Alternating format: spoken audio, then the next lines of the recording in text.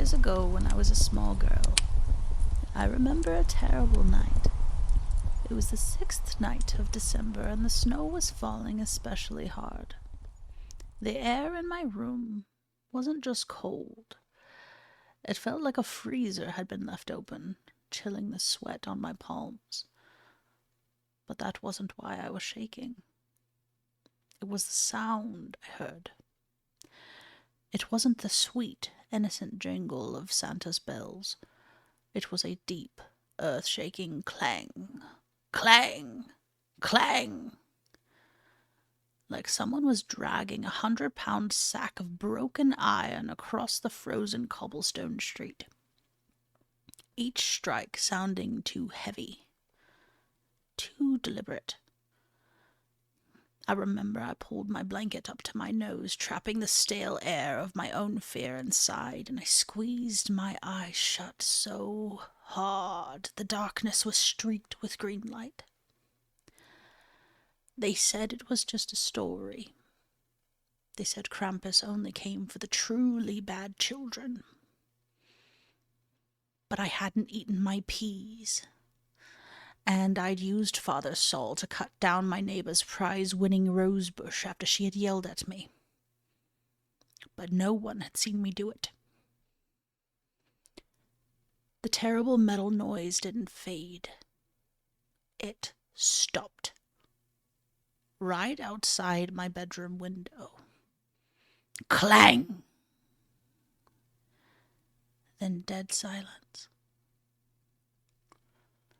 My father's deep, rhythmic snores from down the hall, blissfully unaware, and the tiny, maddening tick, tick, tick of my clock counting down the final seconds of my freedom were the only thing breaking that horrible silence.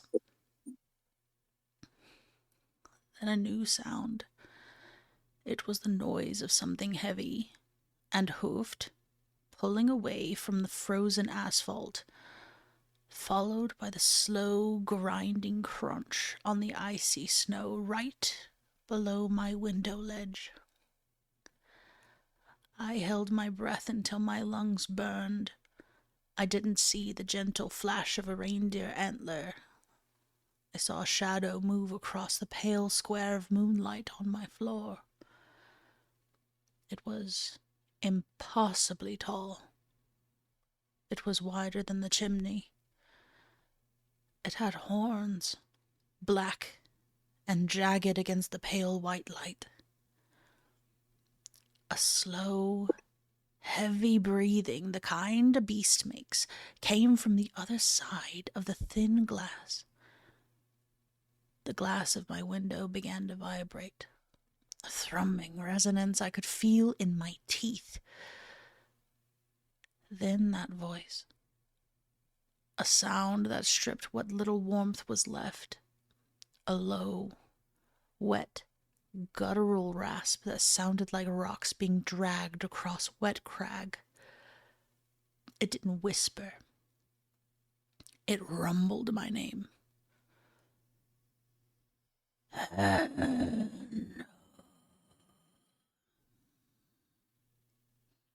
I'm Courtney. And I'm Brandon. And welcome to Time Travelers Club Holiday Special. That was awfully bright after that cold open. I won't lie. Jarring. I had fun with that one, I'm not going to lie. You did, girl. Go sign up for like those audiobooks. Go voice act. That was good. That was good. You came out pocket with that. And I'm just like, damn. It's okay. You paint a picture, though. You paint a picture, and you're going to make an excellent, crazy old lady one day. It'll be fun. I'm so excited. So, the holiday season is famously a time for joy, carols, and the promise of presents from a jolly, fat, white-bearded man. But in the Alpine regions of Central Europe, the narrative takes a decidedly darker turn. When the good children are nestled in their beds, dreaming of sugar plums, a different figure stalks the snowy streets. A horned, shaggy, demonic beast, armed with switches and chains. This is Krampus, and his story is far more ancient, thrilling, and complex than any tale of a lump of coal. This is the story of how a pagan monster was tamed, Christianized, and then spectacularly resurrected to become the ultimate symbol of holiday fear and fun. I love that so much. And fun. Isn't it fun to just It's imagine fun to be little kids afraid. getting their ass whooped? Like, I mean, sometimes. Occasionally. Sometimes. God, there needs to be someone's job, just like all the little bad kids in the neighborhood. Like, all right, this year you're designated Krampus. Go scare the shit out of them. I mean, technically, there are communities that still do that. So Yes, and we're going to go through with that. We're going to talk about it. yeah. So, before that, though, before we delve into the misty origins of the beast, let's set the scene with the folklore as it's told today in Austria, Bavaria, and other alpine areas. The night of December 5th. The night is cold. The air is crisp with the smell of wood smoke and snow. It is Krampusnacht, or Krampus night, the eve of St. Nicholas Day, which is December 6th.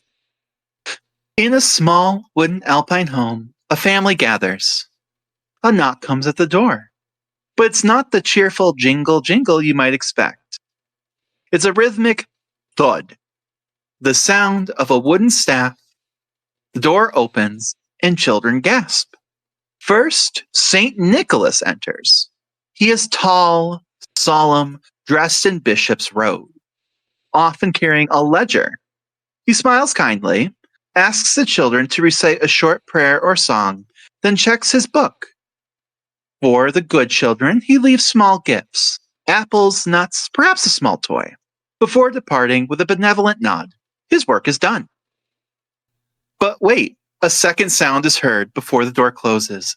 The loud, frantic rattling of rusty chains, the heavy clomp clomp of hooves on wood, and a deep, guttural growl, and the smell of mountain pine and sulfur. Into the house bursts Krampus. He is a sight to behold, a true nightmare come to life. His head is adorned with long, twisting horns, sometimes like a goat, sometimes like a ram. His body is covered in a thick, shaggy coat of brown or black fur. A long, pointed, serpentine tongue lolls from his mouth, and his hooves crush the floorboards. He carries 2 instruments of discipline: a bundle of birch branches, a root, and the heavy rattling chains and bells that announce his terrifying presence. Krampus is not here for lectures or carrots. He is here for the truly naughty, the selfish, the liars, the mean-spirited. While St. Nicholas rewards, Krampus punishes. He snatches up the worst offenders, swatting them with the root, stuffing them into a wicker basket or a sack, and dragging them off to his lair, which is often said to be underground or perhaps even in hell itself. The message is clear. The holiday season demands good behavior, and the consequences for failing are immediate, loud, and painful. This terrifying ritual, known as the Krampuslauf, the Krampus Run, when performed on the streets, is the traditional story's climax. Now, to understand Krampus, we must pull back the curtain of time, past the bishop and the birch, all the way to pre-Christian Europe. Krampus is not just a holiday devil. He is a spectacular pagan survivor. The most significant and debated connection is Krampus's relationship to the concept of the horned god, a generalized figure often representing male fertility, the hunt, and the cycles of life, death, and rebirth within European paganism. Figures like the Celtic Cernunnos or the Greek Pan share Krampus's chthonic relating to the underworld, nature, and goat-like features. And Cernunnos very much like, honestly, yes. Pan is more like humanistic, but Cernunnos Hmm. definitely like this is almost a I one can for one, but more of I a can terrifying version. I could see both Mhm. because Pan is the origin for pandemonium, Yes. panic. It's fear. And he's known for being disruptive and blah, and like scaring the out of people. It's meant to be more jovial. Like he's not like an actual threat, Yeah. whereas Runos is. He's more Well, yes. ominous. It's like the looming. Like he's not Yes. like going boogie booga booga. He's just No. there silently looming in like you're like I'm dead. Well, So it is think kind about of it like this way. combining half and half. Yes, think about it this way. Pan and Cernunnos are related to the wilds. This Yeah. is the uncivilized structures that lie outside of cities and towns. This is the dangerous Absolutely. area, and that's what they represent. This is terrifying to people. Well, and also when we're talking, we talked about Rome, right? When Hmm. we're talking about Mark Antony, and we made the little comments about the difference between like Transalpine Gaul and Cisalpine Gaul. Yeah. This is that region of just straight up Alpine, Yep. right? They're going to be influenced by both cultures, Absolutely. Gauls, aka Celts, and the Romans and Greeks. Like they're in that central nexus. So it doesn't really surprise me if they are like all of this is being influenced by that, Hmm. because they are dead set in the middle. Agreed. So the crucial link is the time of year and the wild hunt, wild jagd, or Rauhnacht. So, winter solstice figures. The time around the winter solstice, which aligns with Krampusnacht, was historically seen as the period when the veil between the worlds was the thinnest. This allowed spirits, demons, and the restless dead to roam freely. Krampus, in his wild, shaggy form, is the perfect manifestation of the disorder and chaos that precedes the promise of spring. Now, the leader of the hunt, the wild hunt, a common myth across Germanic and Norse cultures, features a host of spectral riders sweeping through the night sky, often led by a powerful, dark male figure, sometimes Woden or Odin, sometimes a nameless demonic entity. Krampus's noisy, chaotic run, the, the Krampuslauf, is a localized, earthbound echo of this mythic, fearsome procession. The rattling chains and bells are not just for discipline, they are the symbolic cacophony of the spirit world riding out the darkness. The costume itself reinforces these pagan ties using materials that hold ritual significance. Animal hides were often used. The goat or sheep furs link Krampus directly to the animal realm and ancient agrarian rituals involving sacrifice or reverence for livestock.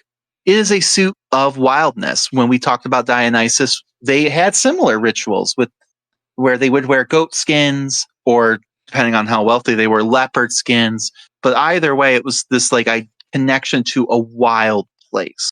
Mhm. Then there's the birch root. The and not root, but root.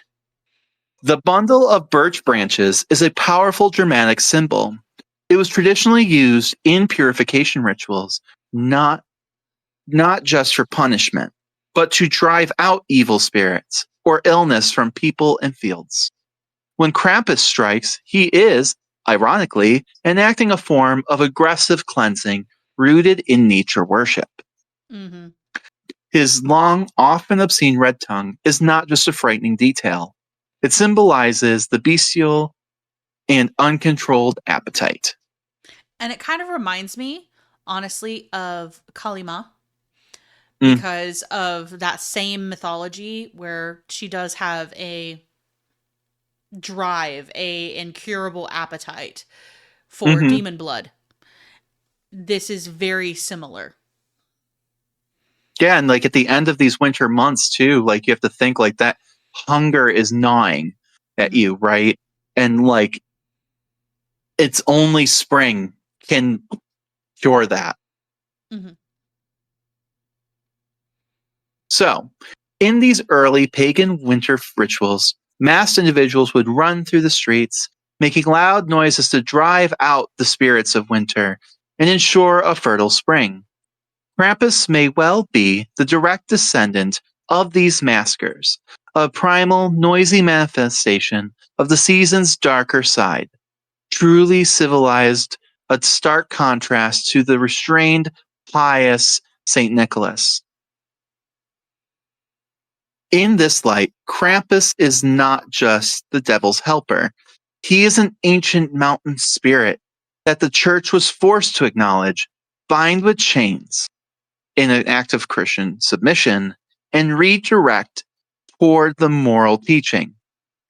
His longevity is a testament to the fact that people crave the thrill of this untamed pre Christian shadow alongside the structured quote unquote goodness of the modern holiday.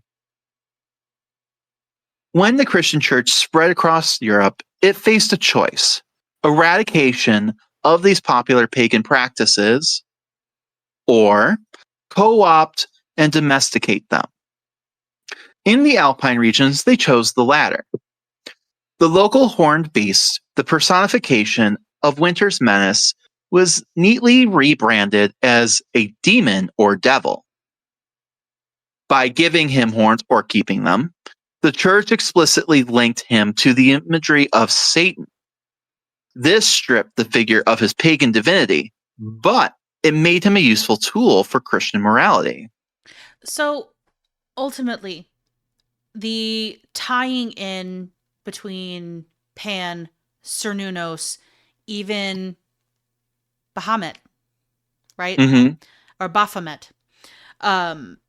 They use the horns Mm-hmm. as just a terrifying symbol because seeing that on a person is scary, right? They turned all of these things into demons or into devils, but they never were initially. Right.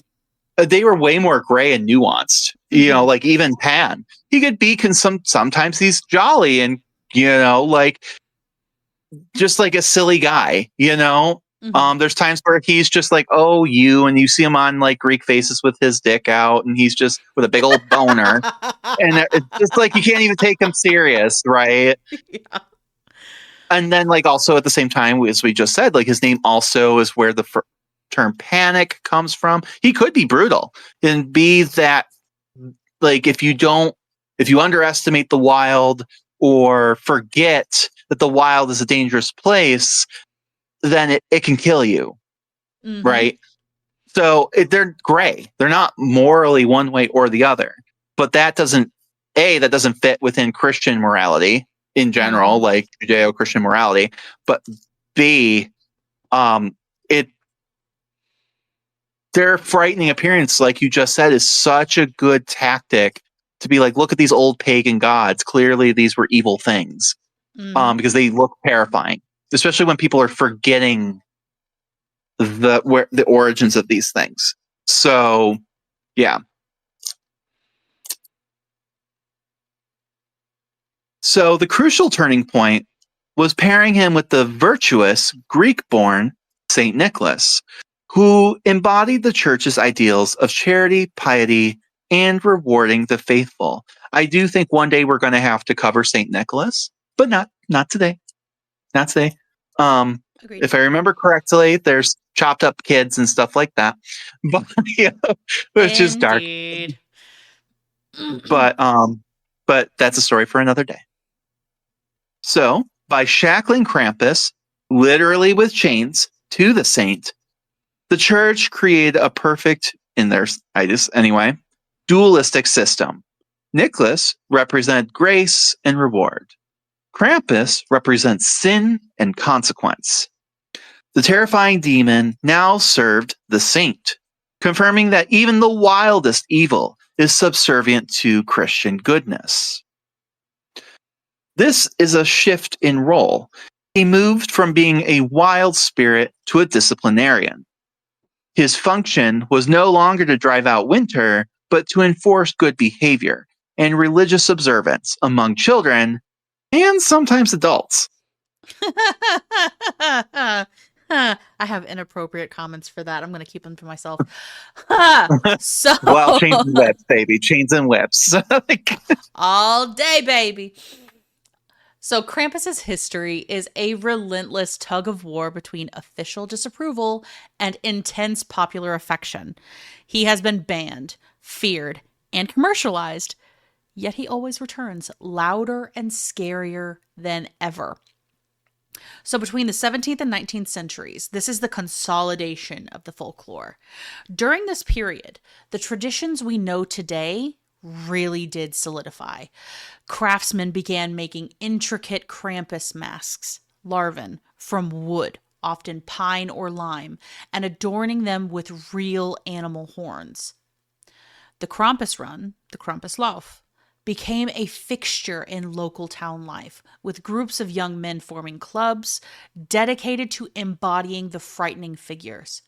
These runs were, and still are, often chaotic and intense, blending folklore with genuine adrenaline and occasionally a bit too much schnapps. A unique commercial aspect also emerged. The Krampus card. The Krampuskarten. These were early Christmas cards, but instead of snowmen and holly, they featured Krampus chasing children, standing over prone figures, or even in surprisingly suggestive scenarios. Are we surprised? Not at all. Again, I'm here for it. If Pan's one of the original, I don't know. I think I kind of love this. Like, I would love to receive a card with Krampus, like, being all scary and shit with a big old dong. Let's reenact that. Let's make that our Christmas card. Back. We have to bring that back next year. Absolutely. We're doing the Krampus card. You're Hannah, your little old Hannah, and like, I'm Krampus, like, I'm back for you, bitch. Oh, no. So these cards popularized his image far beyond the mountains. Now, Krampus is not just a seasonal demon. He is a symbol of cultural resistance. Throughout the 20th century, various political and religious authorities attempted to suppress the noisy, chaotic, and often drunken tradition, viewing it as a threat to their preferred vision of order and piety. His survival through these crackdowns is a testament to the stubborn power of localized folk culture.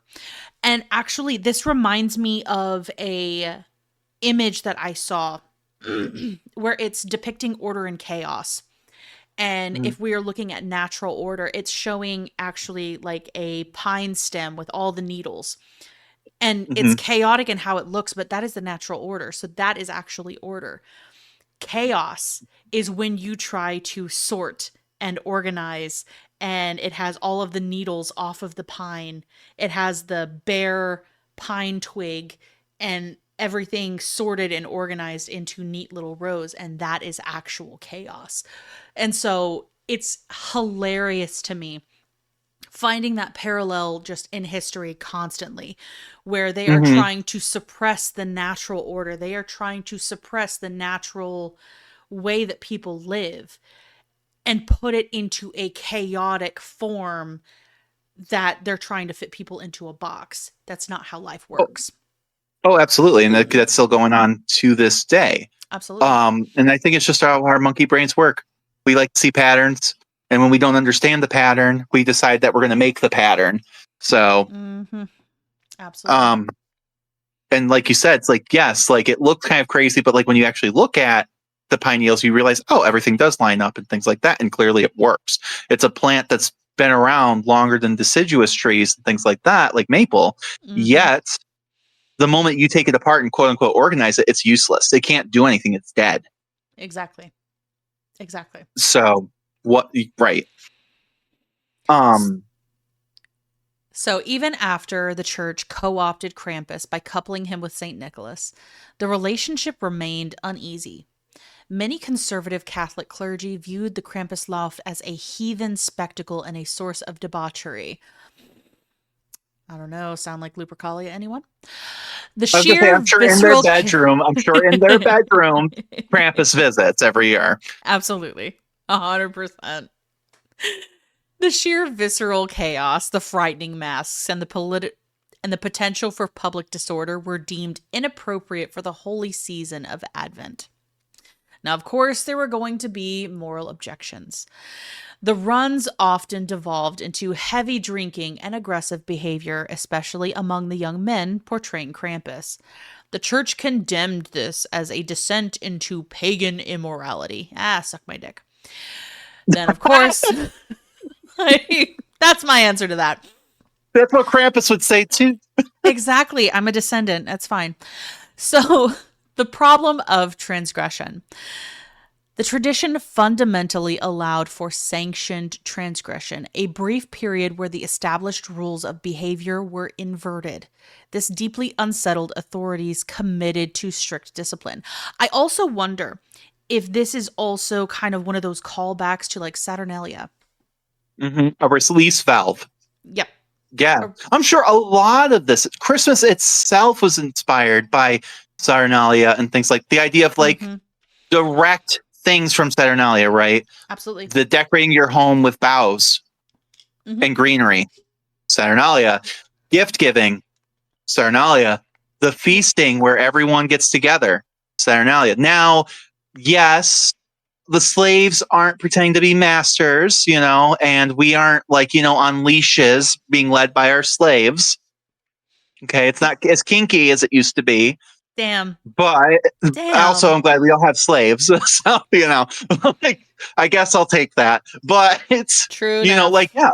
A lot of these traditions, of course, are callbacks to these much older, quote unquote, pagan traditions. So yes, Saturnalia is clearly a part of this. You could even call the Lupercalia, these ideas of young men, in dress outside of the norm, right? I mean, I guess they're not naked running through the snow or anything, so that would be cool. Actually, that would be very cold, I would say. Yeah. But I was gonna say you wouldn't see much. Everything shriveled up. Twig and berries. So oh, no. But it is the same concept, right? Lupercalia, as we discussed, was that release valve for Rome. And this is a similar situation. And even during Lupercalia, you had people like Cicero who were convulsing on the floor after he slipped in mysterious fluids, but couldn't stand it. Couldn't stand the idea, because there's some people who have a stick up their butt, or they really want one. It's probably because they really want one. Yeah. Okay. Speaking of people who want things up their butt, fascists. Should we talk about the grinder pandemic? Oh, didn't say that. No. Oh. So, like any good Christmas story, it's time to talk about fascism, folks, and how they're always trying to ruin our holidays. So this is not going to surprise anyone, but the most serious attempts to extinguish Krampus came from the authoritarian political regimes of the 1920s and 30s and into the 40s. I wonder why. I was going to say, I wonder who was involved. So, first we have but it wasn't just him, okay? It wasn't the guy with the weird just the guy with the weird mustache. We like to put all our blame on one person whenever we deal with any of these kinds of things in history. But fascism existed outside of Germany. And in fact, they were eager to work with him, right? So first, there's the Austro-fascism of the 1930s. So conservative and nationalist movements in Austria viewed Krampus as a symbol of cultural degeneration and what they feel was un-Austrian, which is really ironic, or I know. It's like, you're so un-Austrian. It's like, wait a minute. You're said the super conservative Catholic people who are based off of a religion that came from Italy, that was inspired by a religion that came from Greece, that was inspired by a religion that came from some guy who came from Judea. But yet the indigenous folklore character He's the bad guy, of course. and is un-Austrian. Okay, sure. Anyway, but they also viewed it as primitive mountain superstition, which it kind of was, but that's okay. It's okay. Like, it's not that serious. They sought to promote a sanitized, and pious, orderly Christmas centered solely around St. Nicholas. Did I mention sanitized? Mm-hmm. Then we do have the Nazis, the famous fascists, right? Mm-hmm. The German Reich also officially condemned the tradition. While the Nazis selectively utilized certain elements of Germanic paganism, so it's interesting because they're kind of on the opposite side of that, for their own propaganda, they like the big, tall, blonde, buff guys and the ladies with the beer and the big boobies. They were cool with that paganism, but not the rest of it. Cherry picking things that they like. Where have we heard this before? Sounds biblical. Sounds evangelical. So because of that, they dismissed Krampus as an unacceptable form of chaos and folk Catholic superstition, which is hilarious because it's not. I mean, the Catholics don't want them. These weird German Nazi pagans don't want them. Yeah. But propaganda materials were released warning people against the quote evil foreign-born demon. Which are we surprised that the fascists were lying?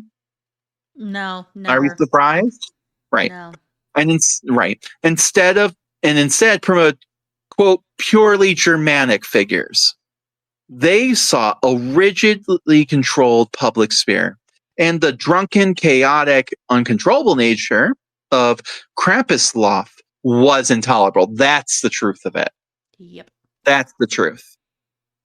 In both instances, the tradition was officially banned or strongly discouraged through propaganda and police enforcement, especially in major urban centers. However, deep in the Alpine valleys and remote villages, the custom persisted. The very act of carving the forbidden masks and staging the run became a quiet cultural act of defiance against state control. So Krampus is officially Antifa. I gotta order a mask now. Damn. So, following World War II, the tradition not only returned, but of course experienced a robust revival. This resurgence was fueled by several factors. The reassertion of local identity after years of foreign occupation and state-imposed ideology, celebrating local and regional traditions became a way to reclaim cultural identity and autonomy. Because I think here, especially in America, we have this idea where we lump people in Europe together. Like they're all German, right? No. Bavaria is culturally very different than like the areas around Berlin and things like that. You have to remember, like Germany was originally the Holy Roman Empire. That thing that none of us historians like to do because it's so confusing. There's like 1,000 different little principalities and all these and it's always shifting and changing. But that's because for a long time, this was a very mountainous region full of rivers and forests that separated peoples. So they culturally developed very differently. Yes, they were united by similar language and some cultural cultural identifiers and stuff, but even that story, like the idea that they have this quote unquote shared culture, was something that came during the 19th century when these German aristocrats during 1848 were trying to create this idea of a unified Germany. Mm-hmm. So even that's kind of false news. And there's a reason that fell apart. Because that wasn't the case. And right up until the fall of World War One, technically, the Kaiser ruled multiple German kingdoms, right? He was an emperor, not a king. That means he controlled Brandenburg, right, in Prussia. Mm-hmm. And then you had Bavaria and this, I forget what the third one is, but they were three big kingdoms, technically, which within that had micro cultures. So that's why the Nazis really hated this, because it didn't fit this unified German culture. So when they're gone, they're going to establish their own identities again. Mm-hmm. Also, we mentioned a need for release. This was always that every year you have this festival. It was a release valve. And for years, it had been brutally suppressed, right?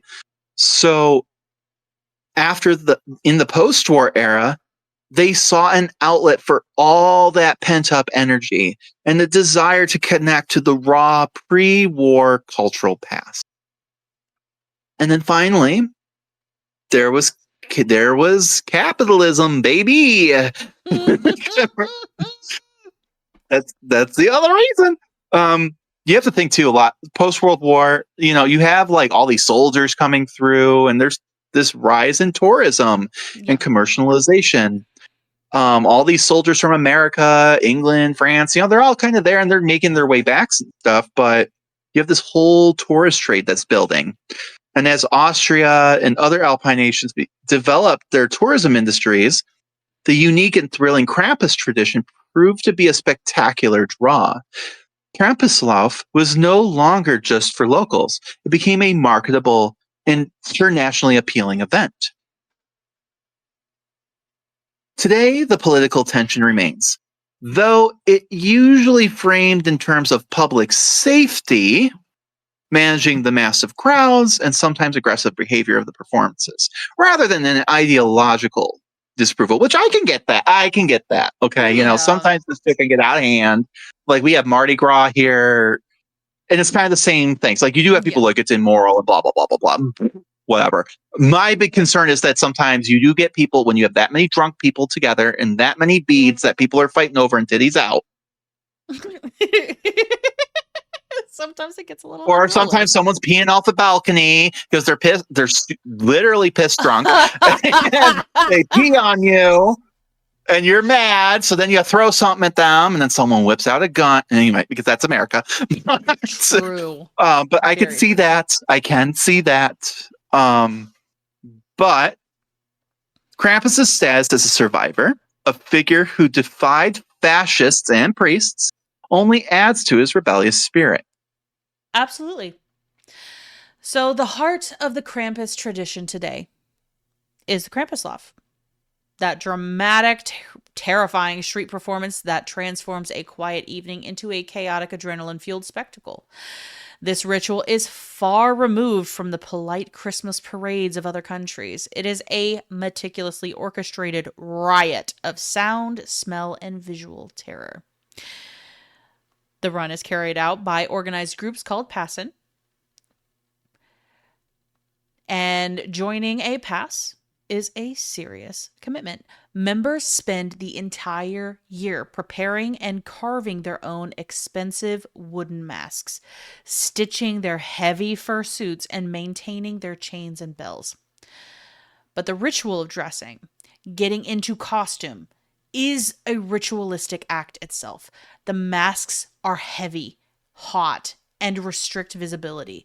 The fur suits are bulky. The total ensemble can weigh 50 to 70 pounds. Performers often consume significant amounts of alcohol before dressing to help cope with the heat and the intensity of the performance, contributing to the aggressive atmosphere.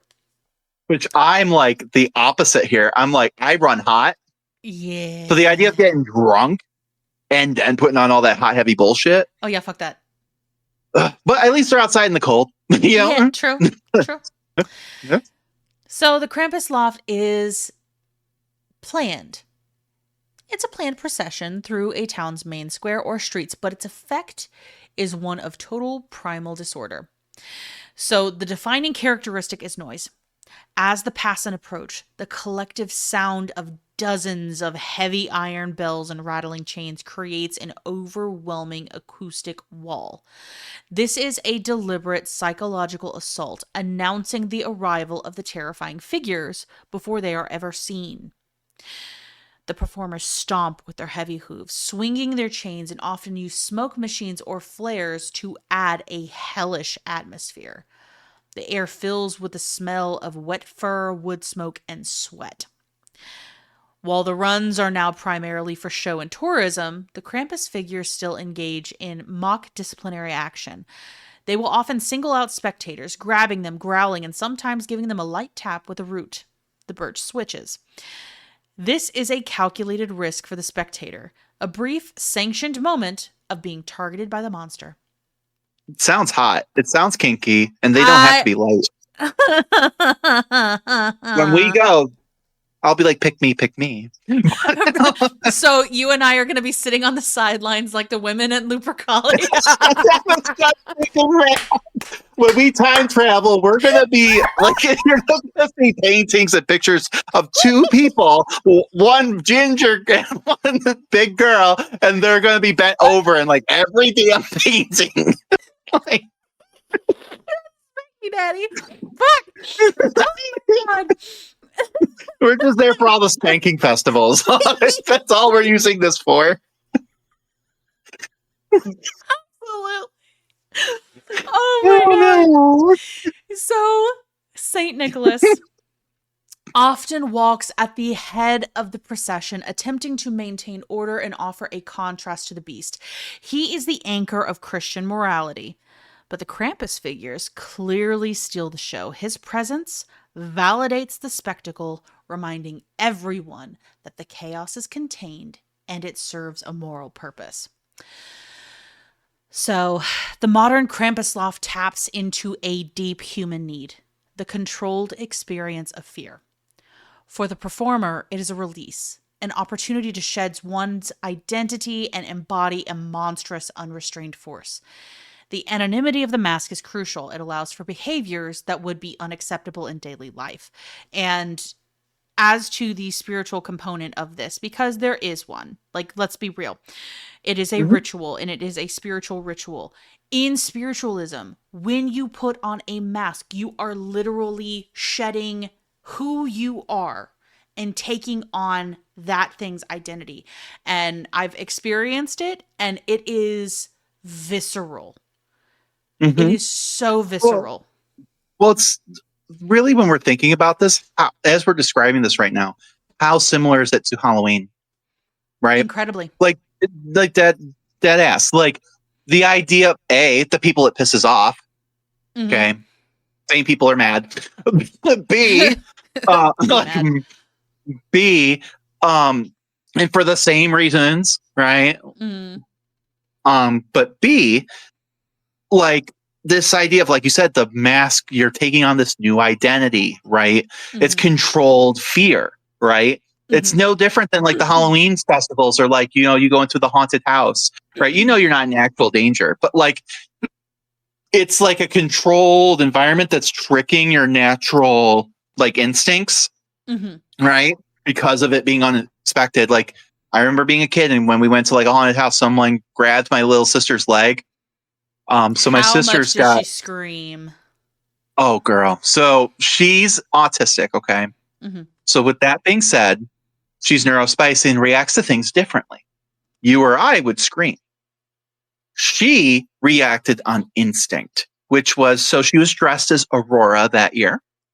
And she had gotten it at the Disney store, and they had this wand where and it was the early 2000s, so everything used double D batteries. Oh no. So she smote him like that, ass swung him down, and he broke character. I went, a motherfucker. So I had to grab her, run to the end, grab the candy from the witch, and then run back out.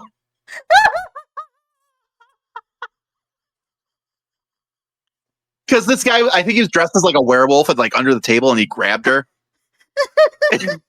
And she's like, "You peasant!" And I just beat him down. Like,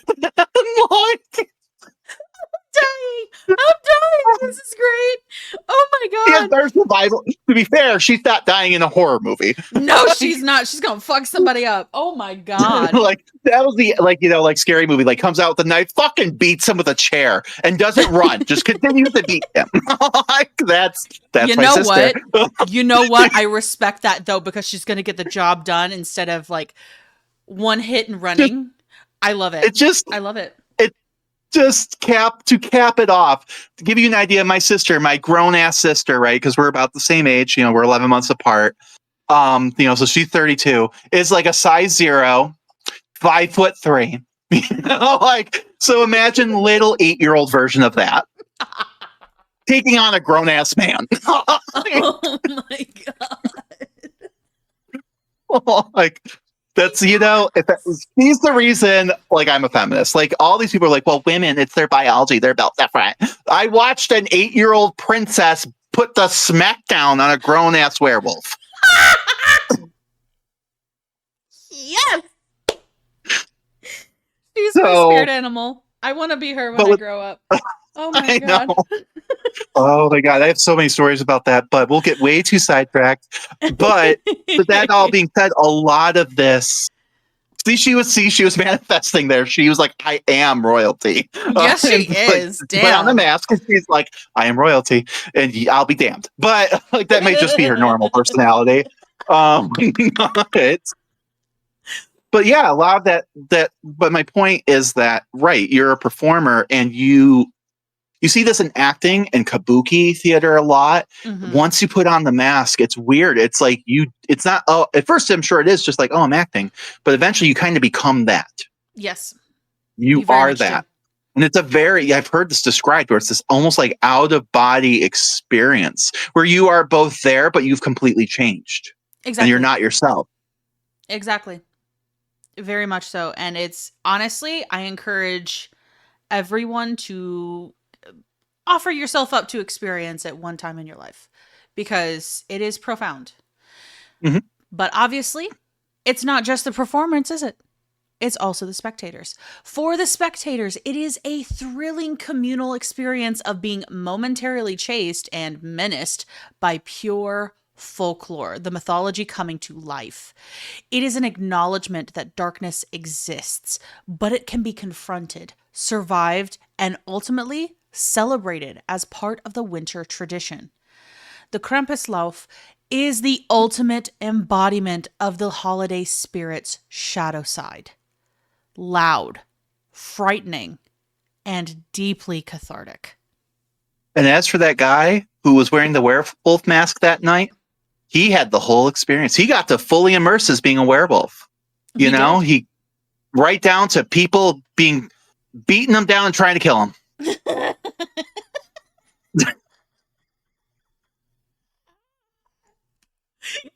that's so funny.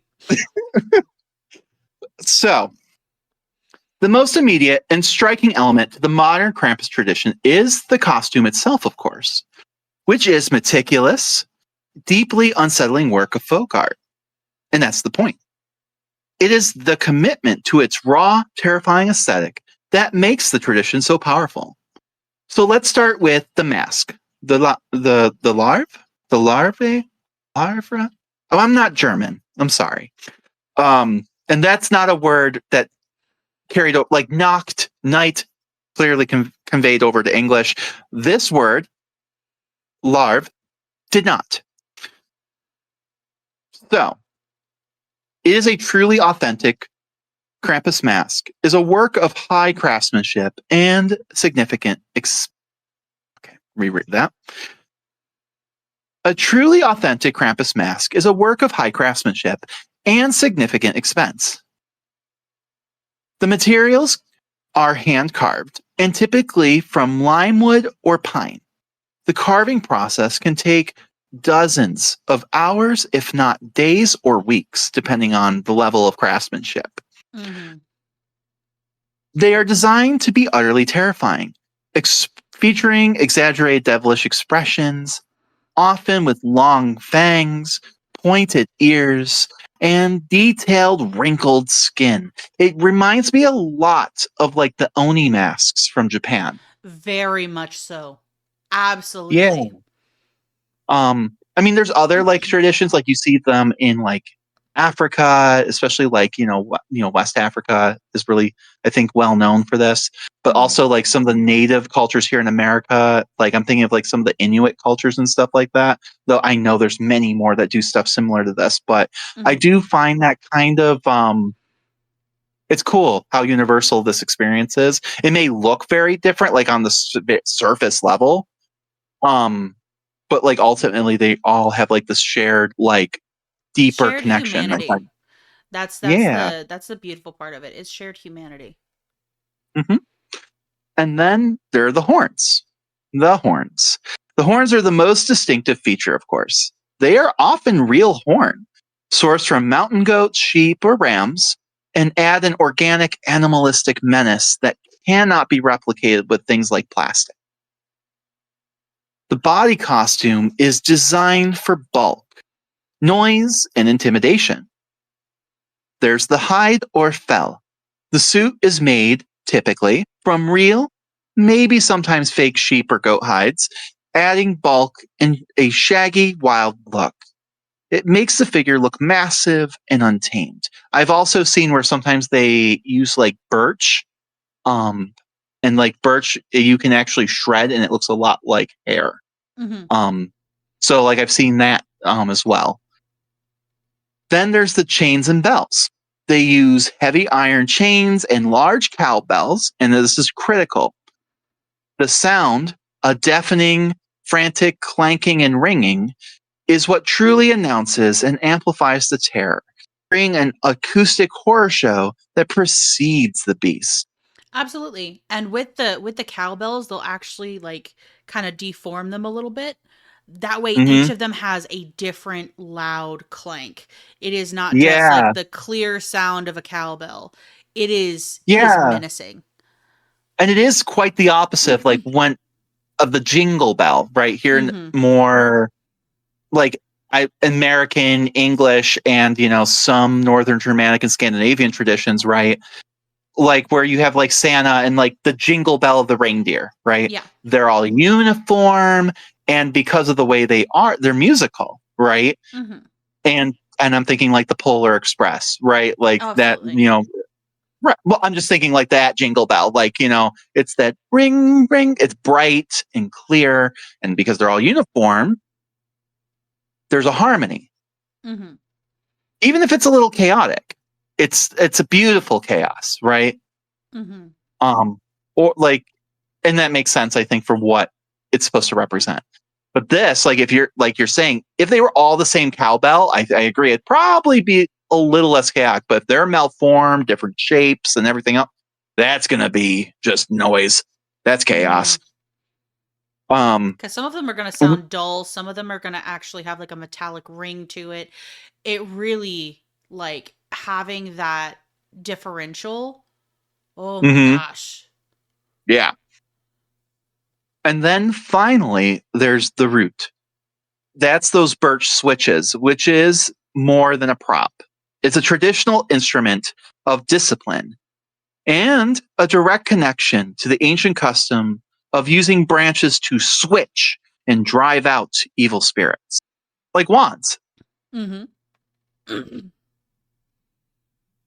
So when a posse of or a posse, that's I think that's where we get the word It actually, is. um, of 30 or more elaborately costumed Krampus figures descend on a street. The collective sensory overload of the noise, the smell of burnt wood and leather, and the sheer visual chaos is an unforgettable experience. It is the primal heart of the tradition, beating fiercely in the modern world. So Krampus has traversed millennia, surviving Christian zealotry, state censorship, and the homogenization of global media. His journey from an ancient alpine spirit to a 21st century viral sensation is a profound demonstration of the human need for mythic balance. He is the shadow that defines the light of Christmas. Now, of course, he can also be the anti-hero. For the most striking development in the 21st century is Krampus's transformation from a regional folkloric punisher into a global pop culture icon. This resurgence is driven by the very forces that define modern consumer culture: the internet and a growing cynicism towards overly sanitized media. The rediscovery of the disturbing Krampus cartoon on the internet in the early 2000s introduced Western audiences, particularly in America, to a holiday narrative they never knew existed. The image of a horned demon beating children instantly went viral, offering a thrilling counter-narrative to the Coca-Cola Santa. Now, of course, the reaction to commercialism, for many, Krampus became the perfect Christmas anti-hero. He embodies a rebellion against the saccharine, materialistic, and emotionally demanding nature of modern holidays. He is the mascot for the bah humbug sentiment, a character who violently rejects the shallow consumerism that has come to dominate the season. He is a return to an older, harsher moral economy. Behavior matters more than wealth. Now, Praise of course, Jesus. Yes, ma'am. absolutely. Now, Hollywood, sensing the dark market appeal, quickly capitalized on the figure, further shaping his global image. His breakout moment arrived with films like the 2015 major studio release, Krampus, which, while modifying his traditional role, often making him the opponent of Santa rather than his servant, cemented his visual identity as the ultimate Christmas monster. He has since appeared in countless direct-to-video horror titles, TV shows, and video games. In modern media, the traditional constraints, being chained to St. Nicholas, are often removed. Pop culture Krampus is an unleashed elemental force, a figure of pure, terrifying retribution. This amplification of his horror element fulfills the global appetite for dark tourism and seasonal frights that Halloween typically monopolizes. And honestly, unchaining him from St. Nicholas is returning him to his power. Yeah, it's going back. It is. Yeah, and I don't think that's wrong. No, You not know? at all. Not at all. And also, like we talked about, like, it's a moral economy, right? Mm-hmm. Typically, whenever we take steps backward, I go, ooh. But in this case, right? We go, ooh. Well, because he represents this idea, right? Like, doesn't matter how rich you are, right? Mm-hmm. If you're a bad little shit, he's gonna beat your ass. If your parents won't do it, he'll do it. Absolutely. And I think that speaks to a lot of people right now. When in the broader context, when we're seeing people who can get away with things because of their influence, power, wealth, we kind of live vicariously through this moment. And it's sad. It's almost sad that it's fictional, right? But like that, like if there was a Krampus in the world, he'd go beat their little asses. Oh my gosh, we would probably not have billionaires, but... And I was going to say, and that maybe the world would be a better place. It certainly would. In my opinion, it certainly would be. So the Krampus image now adorns a huge array of products, from ugly Christmas sweaters and horror-themed ornaments to craft beer labels and gothic apparel. This commercialization, ironic given its anti-materialist appeal, demonstrates his film entrenchment in the contemporary festive landscape. The traditional "Greetings from Krampus" motto has been fully repurposed for the global marketplace. I have no idea how to say that word. I think it's Grub vom Krampus. Oh, I'm not German. I'm not either. Clearly, that didn't carry over to English. So, ultimately, the enduring story of Krampus is a lesson of mythic duality. The saint and the demon are two sides of the same psychological coin, offering a complete ethical framework, which, is ironic because, of course, the Christians begrudgingly absorbed him, but like, I think they needed him, Mm-hmm. right? Even if it is just as a boogeyman, you need him, right?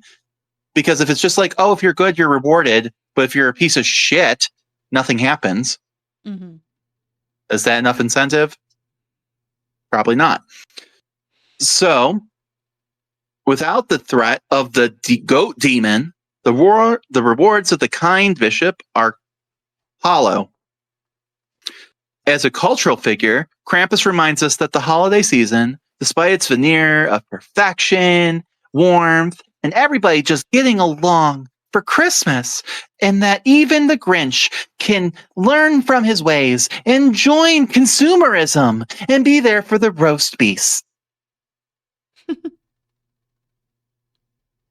That's why it's funny, because Grinch is our version of Krampus, but Yes. that's where he diverges, right? Mhm. I think that's why people like the Grinch. They like the Grinch before the ending. like I get it. Like all these people with their shopping and oh my God, but even that story shows like he's not wrong. It's those actions that alienate people, Mhm. right? Like people who can't afford all that.